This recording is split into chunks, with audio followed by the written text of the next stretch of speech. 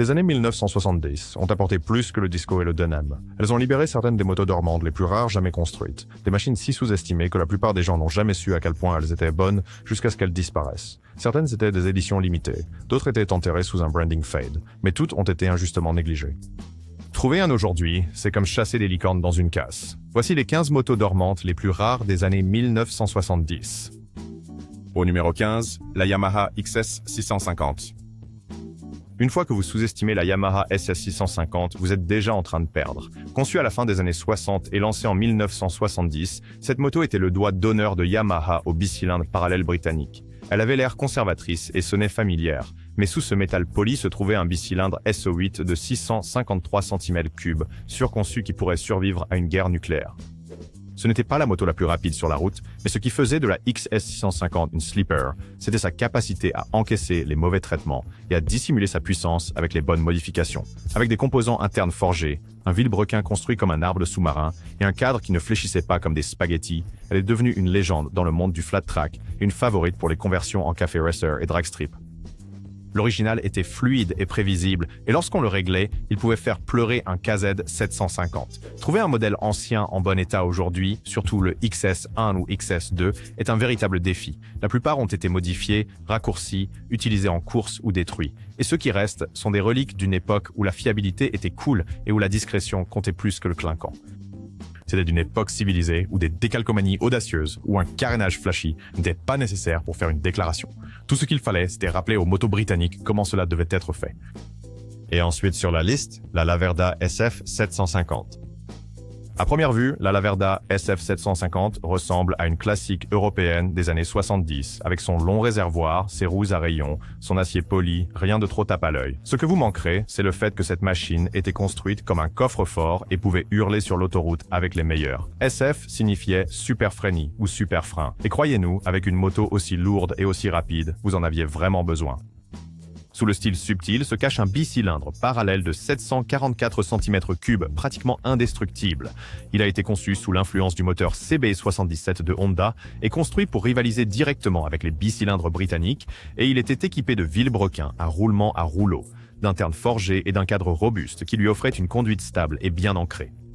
Contrairement à votre pur sang italien typique, c'était un bagarreur de la classe ouvrière avec des gants et des mains en cuir italien. Cette moto ne montrait pas sa vitesse. Ce n'était pas le genre de moto qui murmurait « Fais la course avec moi » à chaque feu rouge. Mais entre de bonnes mains, elle laissait les motos plus voyantes avaler la poussière. La Verda était un petit fabricant. Même à son apogée, la SF 750 n'a jamais eu la distribution mondiale qu'elle méritait. La plupart des gens ne le reconnaissent même pas aujourd'hui, jusqu'à ce qu'ils entendent ce grondement bas et menaçant, et réalisent qu'ils viennent de se faire dépasser par un fantôme en peinture orange. Numéro 13, la Kawasaki KZ900 LTD. Cette moto est spéciale car elle ressemble à un cruiser léger décontracté de type chopper, mais elle cache le cœur d'une autre des motos sportives les plus légendaires des années 1970. Alors que la plupart des regards étaient tournés vers la Z1 Superbike, Kawasaki a discrètement lancé la variante LTD pour le marché américain en 1976, lui donnant une selle à 2 niveaux, des guidons inclinés vers l'arrière, un réservoir en forme de goutte et une allure plus américaine. Cela ressemblait à quelque chose conçu pour parader sur le boulevard. Mais bien sûr, cette chose était un loup en bottes disco. Sous les garnitures chromées et l'arrière prêt pour le CC bar, se trouvait le même brutal 4 cylindres en ligne de 903 cm3 qui a rendu le Z1 célèbre. Nous parlons de 82 chevaux et d'une vitesse maximale de 130 miles par heure, délivrée avec un couple linéaire et fluide qui embarrassait les R-less et laissait les CB 750 se remettre en question. Cela pouvait sembler doux, mais si vous ouvrez les gaz, vous verriez instantanément la lignée de la LTD. Elle n'a été fabriquée qu'une seule année avant d'être remplacée par la KZ1000 LTD.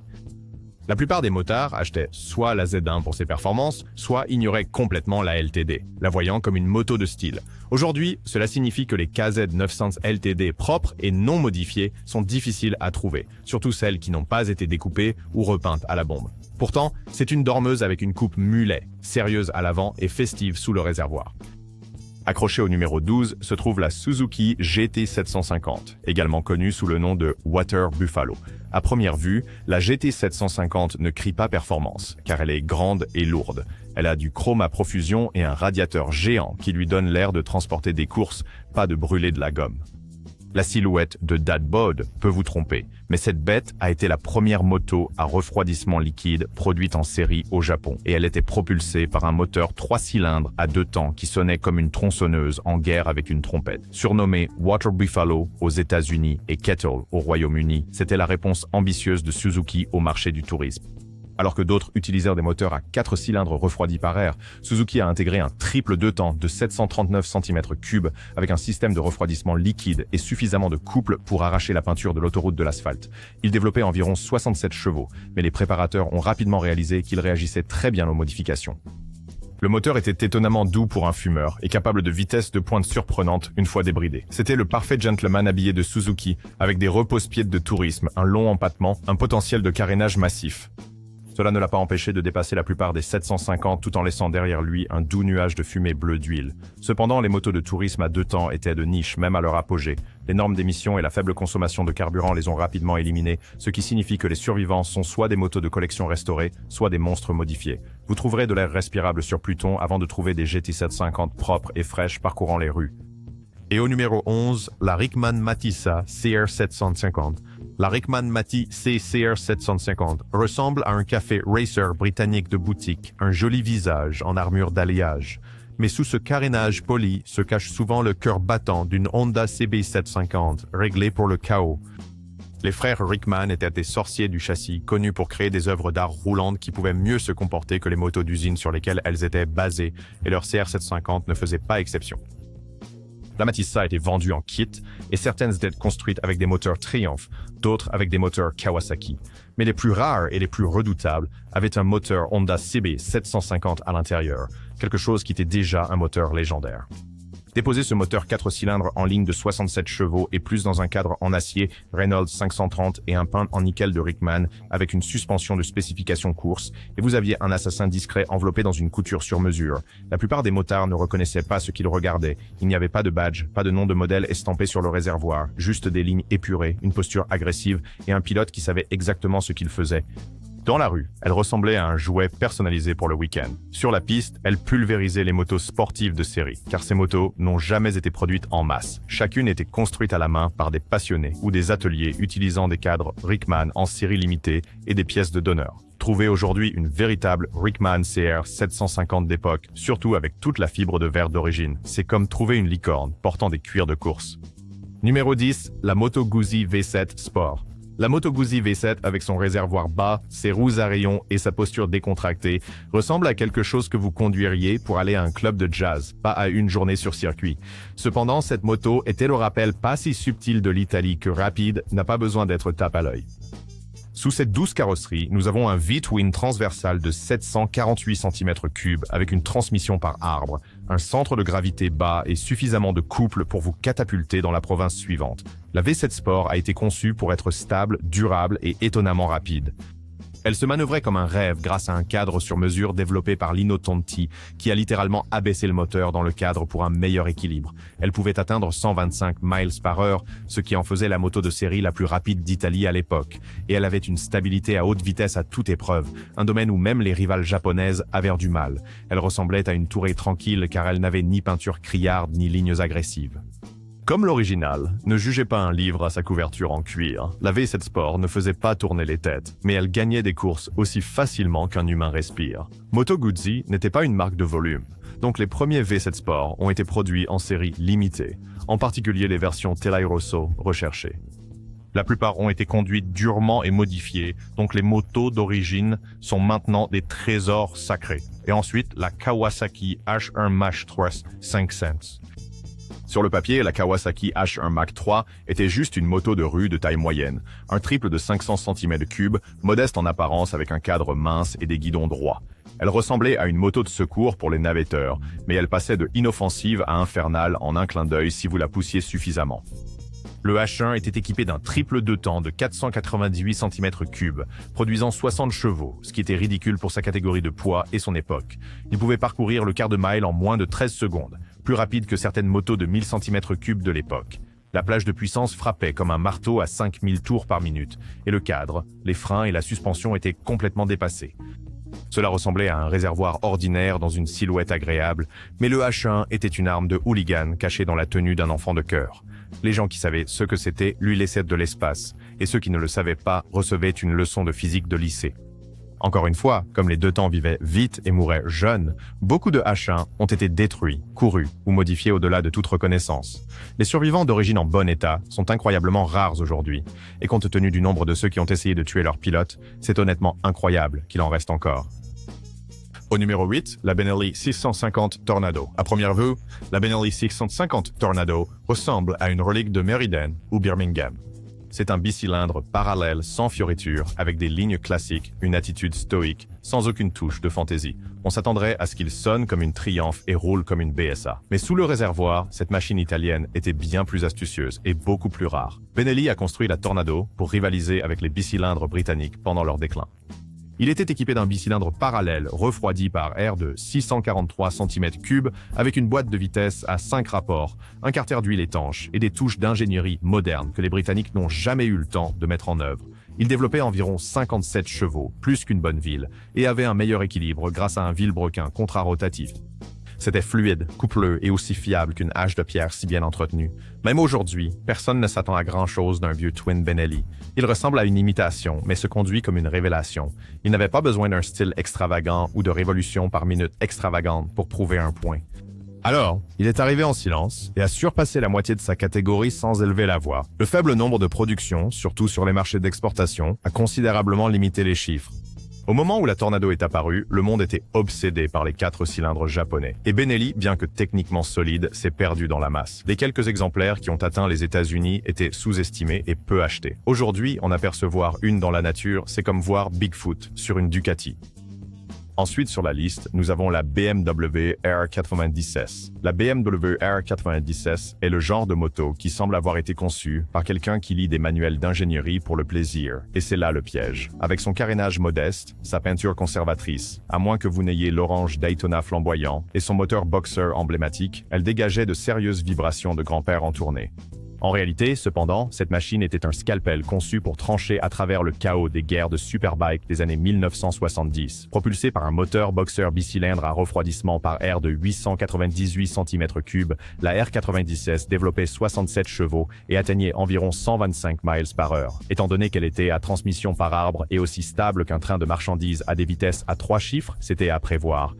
C'était une question de puissance brute et de raffinement. Les deux carburateurs Dell'Orto lui donnaient une réponse à l'accélérateur net. La maniabilité était très stable et les freins, qui étaient des doubles disques à l'avant, fonctionnaient réellement quand vous en aviez besoin. Cette moto ne donnait pas l'impression qu'elle allait vous surpasser, mais mettez-la sur l'autobahn et elle roulerait à 100 miles par heure toute la journée, tandis que votre supermoto sophistiquée surchaufferait son propre moteur. Elle a même remporté le premier championnat AMA Superbike en 1976. Elle a été construite en nombre limité avec des finitions à la main et des pièces spécifiques au modèle qui n'apparaissaient sur aucune autre BMW.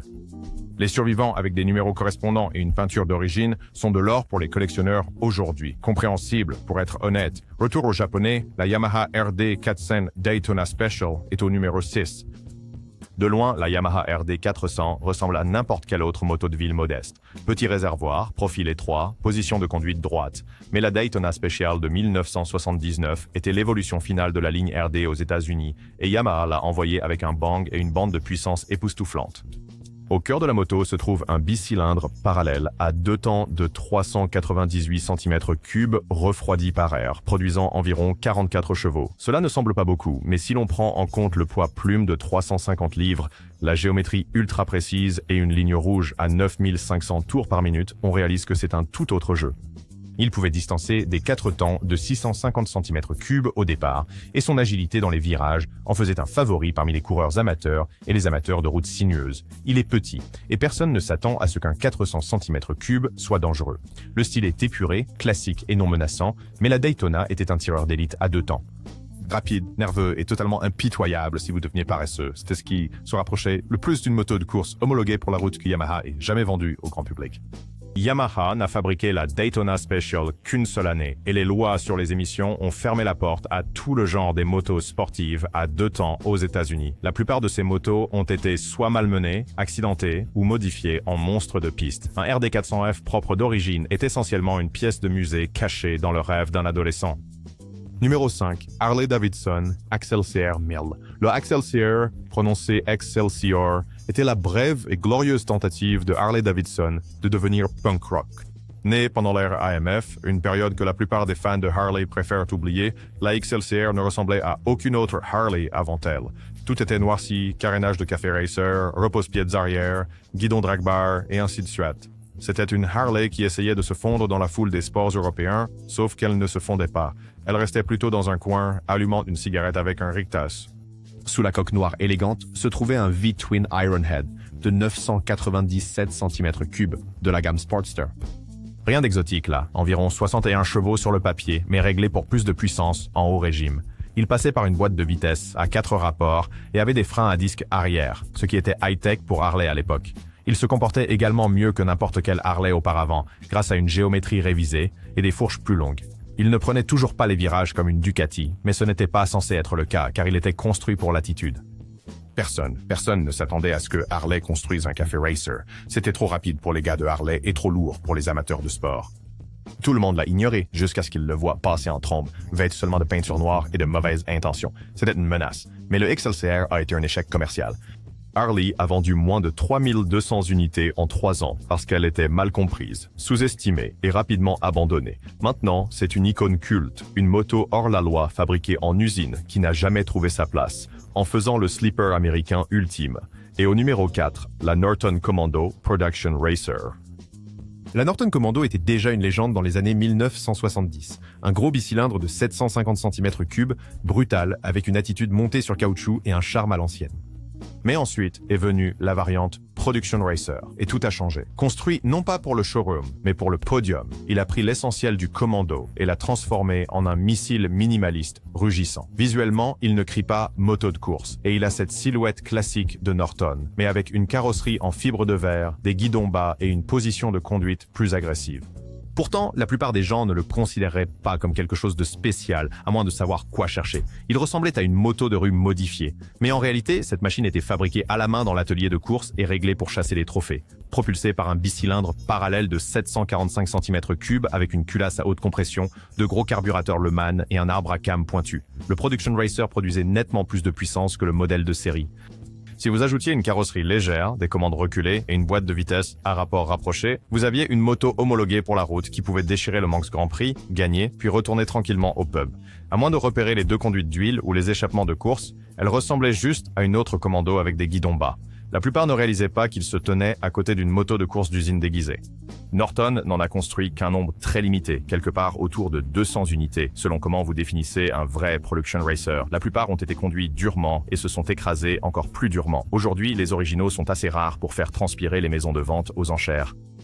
La Honda CB 400F Super Sport occupe la 3e place sur la liste. La Honda CB 400F ressemble au rêve d'un navigateur avec son réservoir modeste, ses guidons bas et son petit moteur de 408 cm3 qui ne fait guère de vagues. Rien de tape à l'œil, mais une ingénierie propre et précise. Sous cet extérieur gentleman se cache pourtant l'un des moteurs les plus astucieux des années 70. Un 4 cylindres en ligne à haut régime avec l'ADN d'une moto de course entassée dans le cadre d'une moto pour débutants. Ce n'était pas une simple compilation de pièces. Honda l'a conçu pour être spécial dès le départ. Le moteur 4 cylindres de 408 cm3 à double arbre à cam en tête produisait environ 37 chevaux à plus de 8000 tours par minute, avec une livraison onctueuse et une transmission à 6 vitesses, ce qui était rare à l'époque et inédit pour une moto de si petite cylindrée. La pièce de résistance était l'échappement 4 en 1, qui était magnifique. Il avait l'air d'une moto d'entrée de gamme docile, parfaite pour les courses du week-end. Mais sur une route sinueuse ou lors d'une journée sur circuit, il pouvait embarrasser des motos plus lourdes et plus puissantes, avec sa maniabilité précise et son accélération en haut régime. Les motards qui le sous-estimaient ont rapidement appris que la cylindrée ne signifie pas domination. Il était éclipsé par ses grands frères, comme le CB550 et le CB750. Des exemplaires d'origine en parfait état sont maintenant rares et farouchement recherchés par les collectionneurs, car c'est le surdoué discret de la famille Honda, celui qui ne se vantait jamais, mais revenait toujours avec un trophée. Les Japonais ont de nouveau décroché la 2e place avec la Kawasaki Z2 750. La Kawasaki Z2 ressemble exactement à la légendaire Z1900 de loin. Elle avait le même réservoir, la même allure de mauvais garçon et le même style UJM des années 70 inimitable. Mais lorsque vous regardez de plus près l'insigne 750, vous réalisez rapidement que ce n'est pas l'icône mondiale. C'est la Z2 réservée au Japon, construite pour se conformer aux strictes limites de cylindrée domestique, mais conçue pour ne pas donner l'impression d'une rétrogradation. En fait, c'est peut-être la Z la plus rare dont vous n'avez jamais entendu parler. Sous le capot se trouvait un 4 cylindres en ligne de 746 cm3, développé spécifiquement pour imiter les performances de la Z1 tout en restant légal au Japon. Kawasaki a réduit la taille du moteur et l'a affiné, lui permettant d'atteindre 69 chevaux respectables qui dépassaient toujours 120 miles par heure, mais avec un comportement légèrement plus enclin à monter en régime que la Z1 plus coupleuse. Il se comportait magnifiquement, ressemblait à son grand frère et possédait toute l'ingénierie infaillible qui a rendu la série Z emblématique. Personne en dehors du Japon ne l'avait vu venir. Le Z2 ressemblait exactement à un Z1. Donc dans la rue, les gens s'attendaient à des performances de Z1 et il les offrait avec juste un peu plus de finesse et une touche de rareté en plus. C'était le ninja furtif de la lignée Z, et à bien des égards, le plus intéressant. Il n'a jamais été officiellement exporté. La plupart des Z2 ont été vendus et conduits au Japon, et seulement quelques-uns ont été exportés par le biais du marché gris. Trouver un en Amérique du Nord ou en Europe, qui n'est pas une conversion Frankenstein, est comme une chasse au monstre lui-même. Pour les collectionneurs, le Z2 est une royauté discrète, toute la légende, la moitié de la renommée, et 2 fois plus de droits de vantardise. Et tout en haut, la Triumph T160 Trident. Lorsque la T160 Trident est arrivée dans les salles d'exposition en 1975, les motos britanniques étaient déjà en soins palliatifs. Les 4 grands japonais prenaient le dessus et Triumph se battait avec des bicylindres fatigués et une technologie dépassée. Le T160 était différent cependant. C'était un dernier cri de guerre, un triple en ligne de 740 cm3 avec de vrais muscles, une ingénierie raffinée et une touche étonnamment moderne. Visuellement, il arborait un style britannique classique. Le réservoir en forme de goutte d'eau, le moteur exposé, les tuyaux polis, mais en dessous, c'était aussi une machine de performance sérieuse. Le T160 produisait environ 58 chevaux, fonctionnait avec une boîte de vitesse à 5 rapports, et enfin avait un démarreur électrique et des freins à disque à l'avant et à l'arrière. Le moteur triple lui donnait une large plage de puissance et une performance plus douce que n'importe quel bicylindre. Il avait le couple d'un bicylindre, les révolutions d'un 4 cylindres et la bande sonore d'une furie en colère, mais polie. Au milieu des années 70, plus personne ne prenait les motos britanniques au sérieux. La plupart des gens s'attendaient à ce qu'elle fuit de l'huile ou vibre comme un marteau-piqueur, mais la T160 pouvait rivaliser avec les Honda CB 750 et même les surpasser dans les virages si le pilote avait du courage. Cependant, elle a été construite juste au moment où la Triumph de Norton Villiers s'effondrait, et la T160 a eu une production courte et tragique. Il avait disparu en 1976, avec moins de 7500 unités construites. C'était la fin d'une époque, mais elle ne s'est pas terminée en douceur. Elle s'est terminée avec 3 cylindres rugissants et un doigt d'honneur levé vers l'avenir. Laquelle de ces motos connaissiez-vous déjà? Veuillez commenter et n'oubliez pas d'aimer la vidéo et de vous abonner à la chaîne.